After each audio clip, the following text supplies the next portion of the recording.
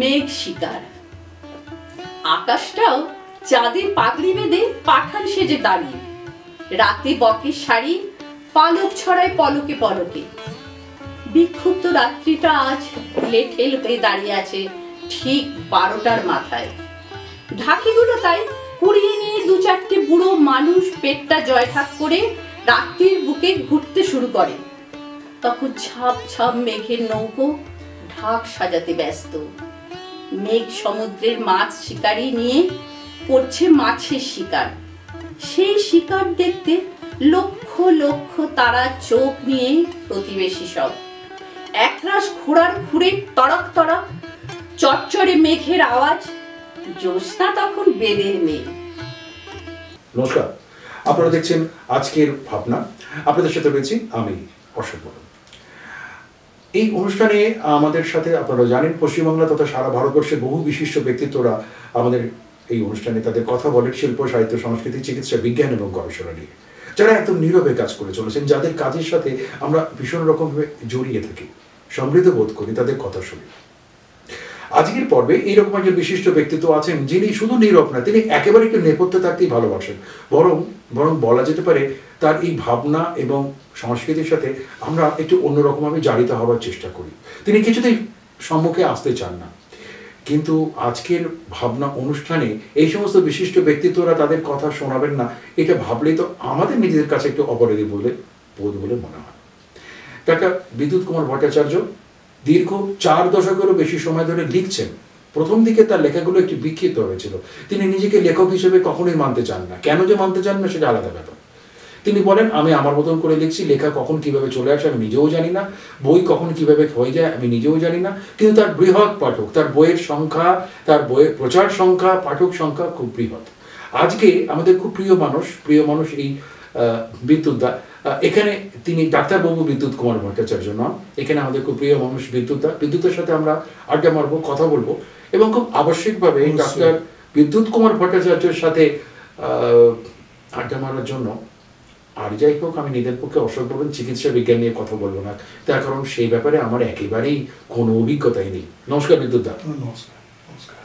অনেক ব্যস্ততার মাঝখানে আপনার সময় বের করতে হলো, আমি নিজে জানি সকালে এবং বিকেলে আপনাকে পাওয়াই খুব মুশকিল, এবং আবার সবকিছুর প্রয়োজন আছে।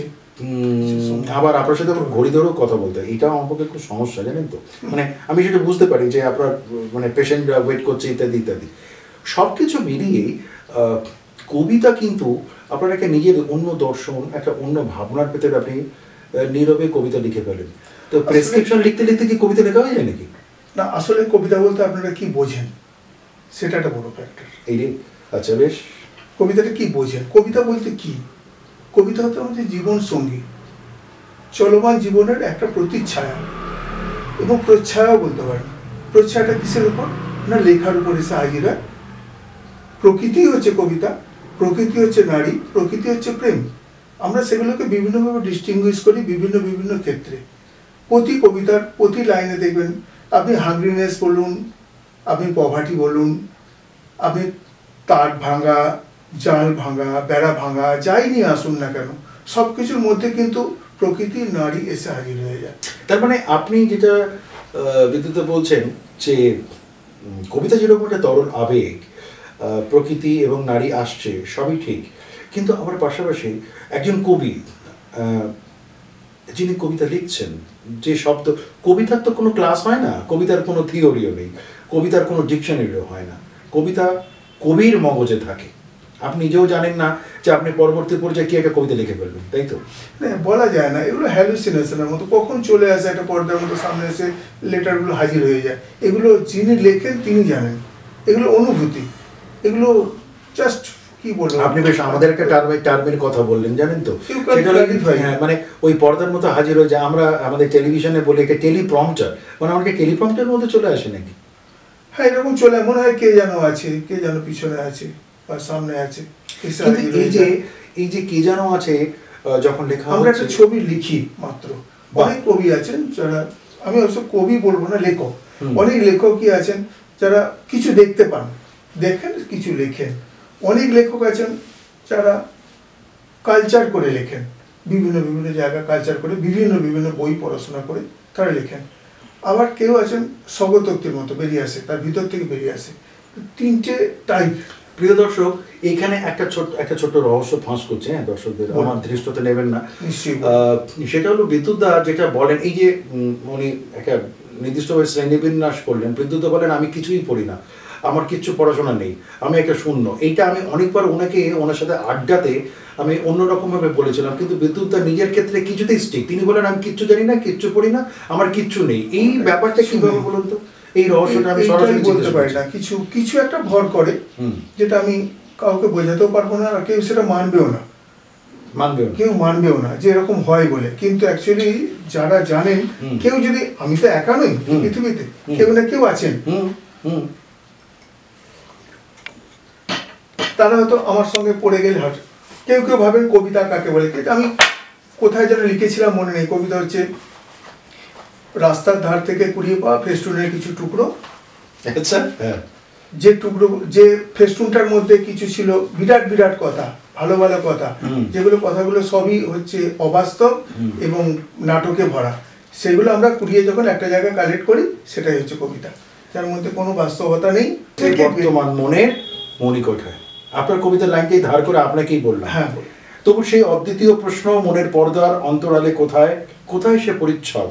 লাল বাতি জ্বালানো হুটারওয়ালা গাড়ি, আসা জায়গায় চেতনা, মেডিকেল ইন্স্যুরেন্সের কার্ডে, গান ছাড়া হামিং বার্ড, বউও তখন ভালোবাসার ফাঁদে। এখানে আপনি বলছেন যে সময় জানে সে কথা, সময় জানে, সময়।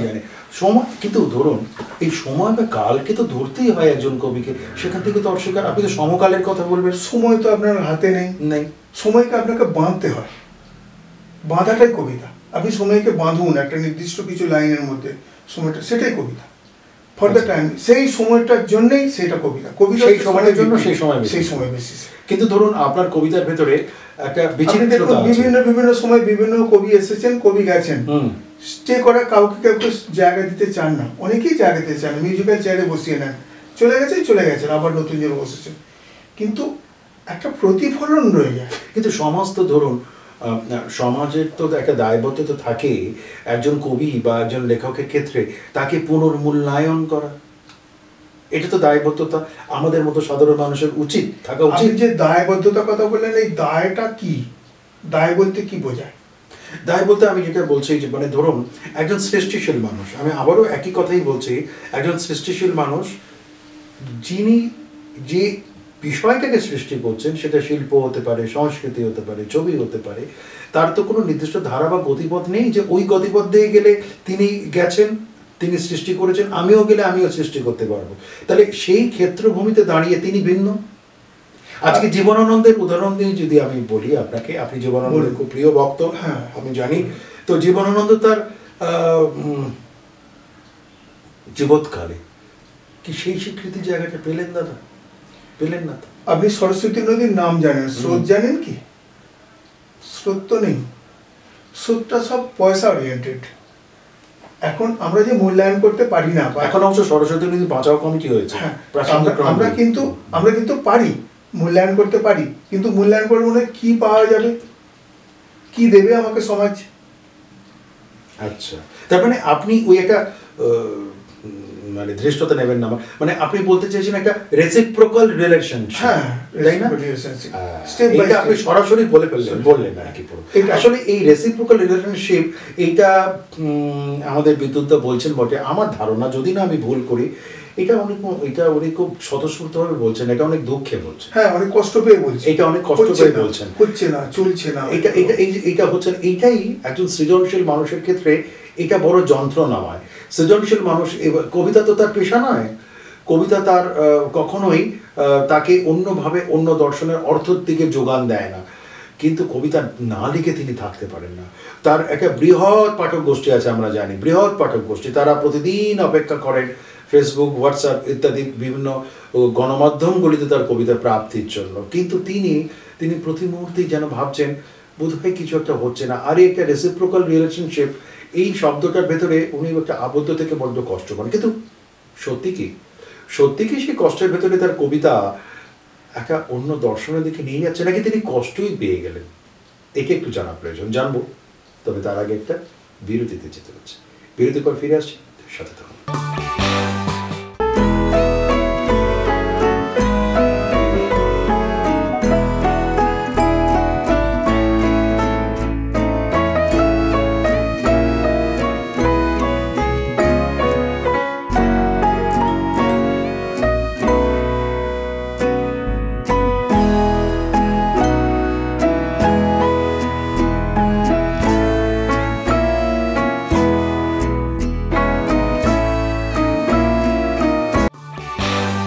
বিরতির পর ফিরে এলাম। আজকে আমাদের অতিথি বিশিষ্ট কবি, আমাদের খুব অত্যন্ত কাছের মানুষ, ডাক্তার বিদ্যুৎ কুমার ভট্টাচার্য।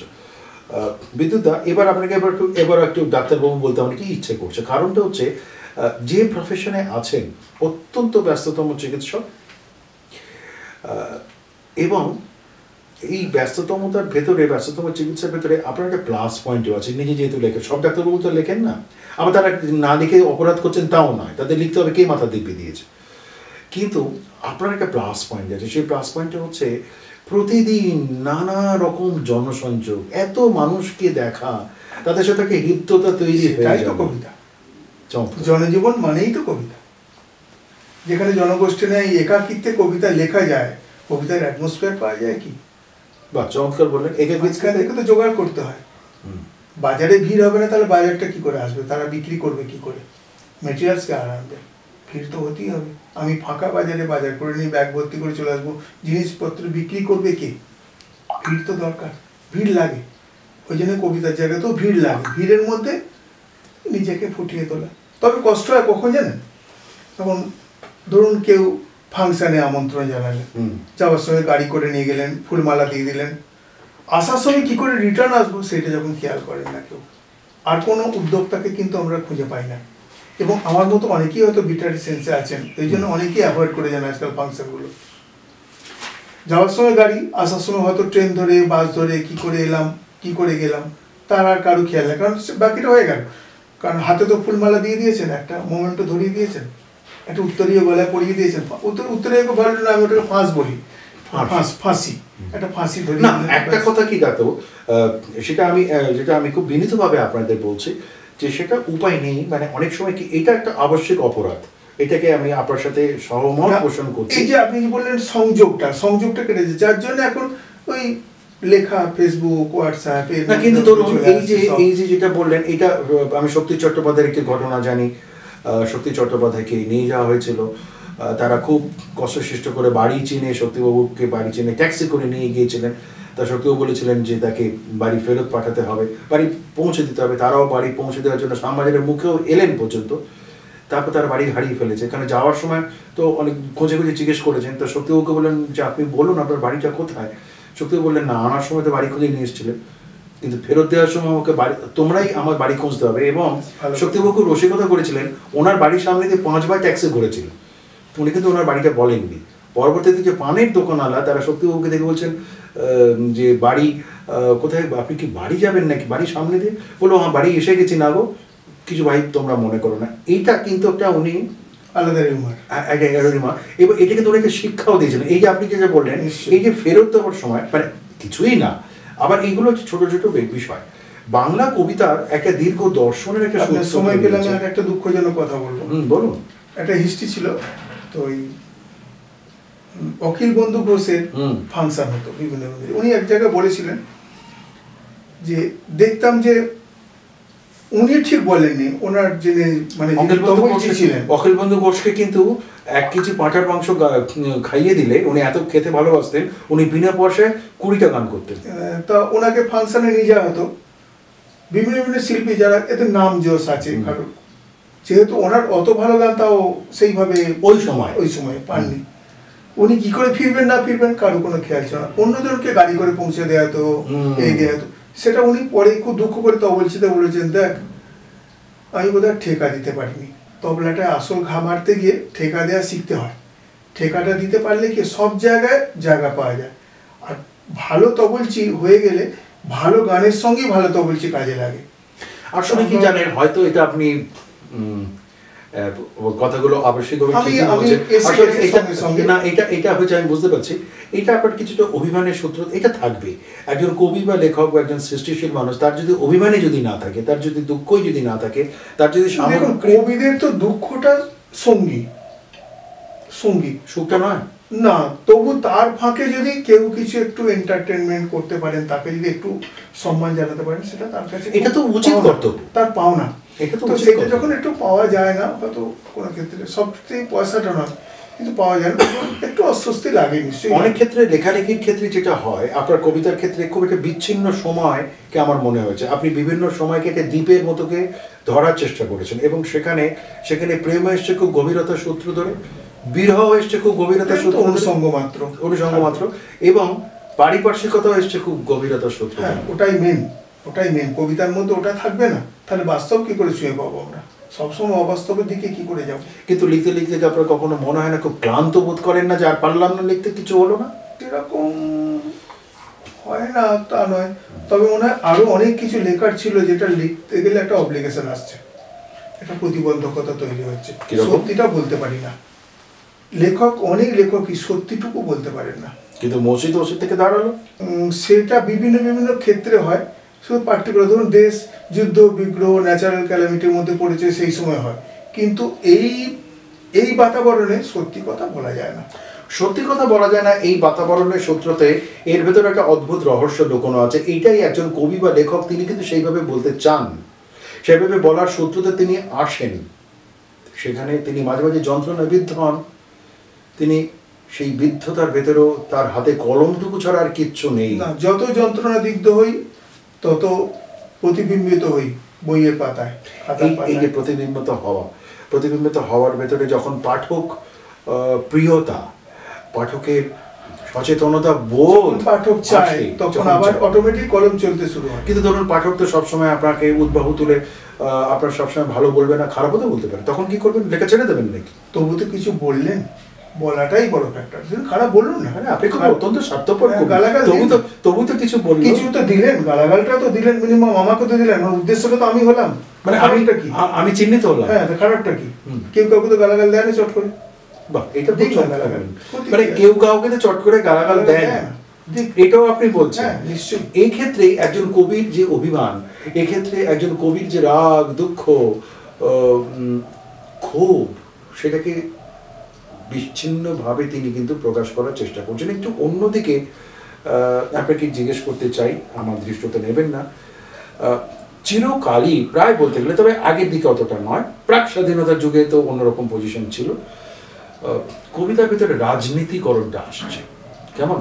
তো আপনি অন্তত প্রিয় কবি হিসাবে আমি আপনাকে খুব সরাসরি জিজ্ঞেস করছি, কবিতার রাজনীতিকরণের ক্ষেত্রে আপনার নিজস্ব মতামত বা ভাবনা কি? এটা মনে হয় যে আর একটা পক্ষ থেকে কিছু সেলিব্রেশন, একটা পক্ষকে ডমিনেট করা মানে হচ্ছে আর একটা পক্ষকে আপলিফট দেওয়া, এবং তার থেকে কিছু পাঠক জোগাড় করে সায়েন্সের কথা বলবেন? হ্যাঁ, এটা জোগাড় করে। আমার মনে হয় যে লেখকদের এর মধ্যে না থাকাই উচিত। লেখকদের একটাই লড়াই, সেটা হচ্ছে খিদের সঙ্গে লড়াই, মানসিক খিদের সঙ্গে লড়াই, পেটের খিদে, মানসিক মনের খিদে, এই দুটো, দৈহিক আর শারীরিক খিদে, এই দুটো আছেই। আরও কিছু খিদে, সেটা হচ্ছে সম্মানের খিদে, তার সঙ্গে একটু লড়াই করা উচিত।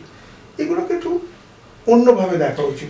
রাজনীতিটাকে দূরে সরিয়ে রাখাটাই সব থেকে। জীবনের এই সময়তে এসে দাঁড়িয়ে যখন কোনো একটা লেখা, কোনো একটা লেখার ভাবনা, কোনো একটা লেখার সূত্র দিয়ে যখন এগোচ্ছে, অনেক সময় তো মাঝে মাঝে হোঁচট খেতে হয়, সেই লেখাটা দাঁড়ালোই না, সেই লেখাটা বদলে আবার তো অন্য কোনো একটা লেখা তৈরি হলো। আবার এরকম কি হয় কখনো কখনো, হঠাৎ করে আচম্বিতে কোনো লেখা, কোনো ভাবনা, কোনো শব্দ, কোনো লাইন আপনাকে আক্রমণ করলো, আক্রমণ এই অর্থে মানসিকভাবে আক্রমণ করলো, যেটা থেকে তৈরি হলো একটা বৃহৎ কবিতা বা একটা সংক্ষিপ্ত কবিতা হয়েছে?